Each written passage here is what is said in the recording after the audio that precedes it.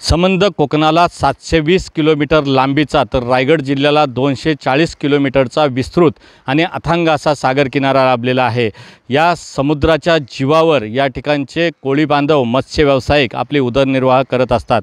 मत्स्य दुष्काळाच्या संकटाबरोबरच आत्ता सध्या 2 महिने या ठिकाणी समुद्रबंदी असल्याने नौकांना समुद्रामध्ये जाण्यास बंदी असल्यानं या ठिकाणी कोळी बांधवांपुढे उदरनिर्वाहाचं मोठं संकट वासून उभं राहिलेलं आहे।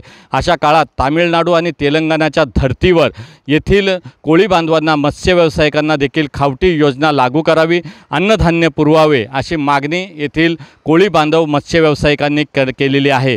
याबरोबरच जर आपण बघाल तर आता सध्या समुद्रबंदीच्या काळामध्ये येथील कोळी बांधवांना जगावं की मरावं हा प्रश्न या ठिकाणी त्यांना सतावतोय। खाडी किनारची मच्छी असेल किंवा तलाव आणि इतर ठिकाणातून मिळणारी जी काही मत्स्य आहे ते मत्स्य विक्री करून त्या ठिकाणी आपला उदरनिर्वाह करण्याची नामुष्की त्यांच्यावर आलेली आहे। मात्र अशातही जून आणि जुलै महिन्यामध्ये जिल्हा प्रशासनाकडून येणारा रेड अलर्टचा इशारा, हवामान खात्याकडून येणारे इशारे यामुळे त्यांना कुठेही बाहेर पडता येत नाही। त्यामुळं आपल्या घराचा उदरनिर्वाह कसा करावा, आपल्या कुटुंबातील सदस्यांना जगवावे कसे हा प्रश्न तेथील कुटुंब प्रमुखापुढे पडताना दिसतोय।